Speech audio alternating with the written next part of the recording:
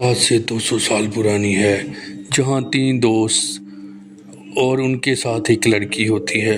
सब में गहरी दोस्ती थी। जब भी एक पर मुश्किलात हो जाए तो सभी तैयार हो जाते थे। इन दोस्तों में इतना प्यार था कि जिसका कोई बेहिसाब नहीं है।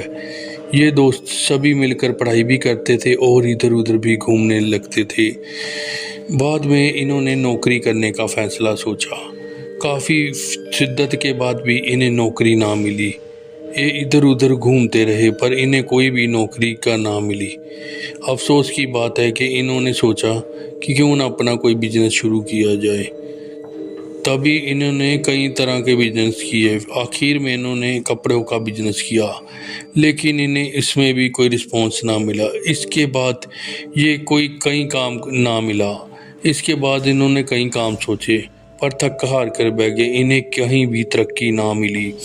तभी वहाँ गुजर रहा एक व्यक्ति सलाह देता है कि रोटम नाम की एक अंग्रेज से मिलें, वे आपकी मदद कर सकता है।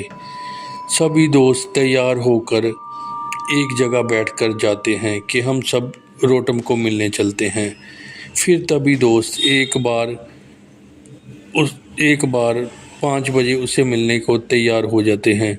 रोटम वहाँ नहीं मिलता। वो उसका नौकर कहता है कि वो 4-5 दिन घूमने गए हैं और इसके बाद ही आपको मिल सकते हैं। चारों दोस्त दुखी होकर वापस आ जाते हैं। 4-5 दिन बाद वह दोस्त अंग्रेज रोटम से मिलने जाते हैं। इस बार रोटम उन्हें मिल जाता है और ये चारों दोस्त कहते हैं कि हमें कोई काम चाहिए। हमने आपके बारे में बहुत सोचा है, हमें कहीं नौकरी नहीं मिल रही। हमने बिजनेस में भी धक्का खाया है, हमें हर जगह घाटा ही घाटा मिला है। आप प्लीज़ हमारी मदद कीजिए।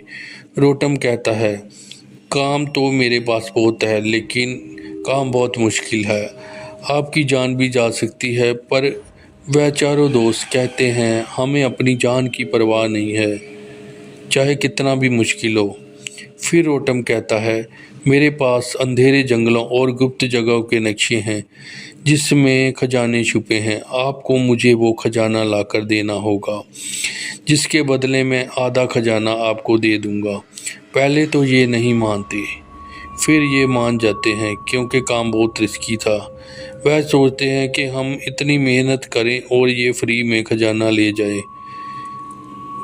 रोटम कहता है, आपकी मर्जी, अगर करना है तो कर लो, नहीं करना तो आपकी मर्जी। वे खजाना पाने के लिए जंगल में चले जाते हैं। उन्हें कई प्रकार की मुश्किलों का सामना करना पड़ता है। फिर वे एक पेड़ की जड़ को काट देते हैं। उसके नीचे एक छत्ता मिलता है। उस छत्ते को घुमाकर उसकी ज़मीन के नीचे बहुत सारा पैसा, सोना, चांदी और जवाहरात दिखाई देते हैं। इनकी खुशी का कोई ठिकाना नहीं रहता। जैसे तैसे वह जवाहरात उठा लेते हैं।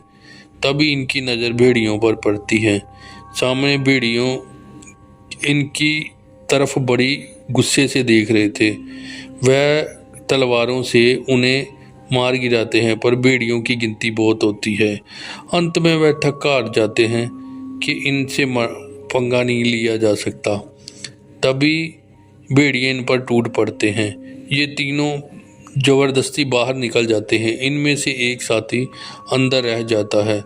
ये किसी तरह उसकी मदद करके उसे भी वहाँ से भगा लेते हैं। फिर वे दोस्त जंगल से बाहर आ जाते हैं। दोस्त इतने घबराए हुए थे कि जिसका कोई हिसाब नहीं। 10-20 दिन तक ये अकेले फिरते रहते हैं।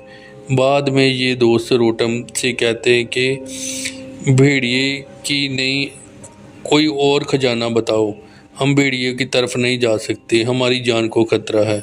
लेकिन रोटम कहता है कि इस बार मैं तुम्हें और कोई काम दे देता हूँ, अभी तुम किसी और नक्शे में जा सकते हो, लेकिन अगर इस बार भी तूने कुछ ना किया तो अगली बार मैं कोई खजाना नहीं दूंगा।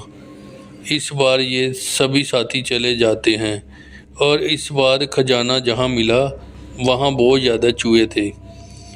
वह चूहों से लड़ते लड़ते सोना और चांदी और पैसा ले आते हैं। वह रोटम के पास आते हैं। रोटम इसे आधा हिस्सा देकर तोड़ देता है। इन्हें बहुत ज़्यादा गुस्सा आता है कि हमने इतना जोखिम का काम किया और ये फ्री में आधा खजाना ले गया। फिर उन्होंने एक नक्शा और मिला जहां वह मकड़ियों का जाला था। ये काफ़ी देर तक उनसे लड़ते रहे।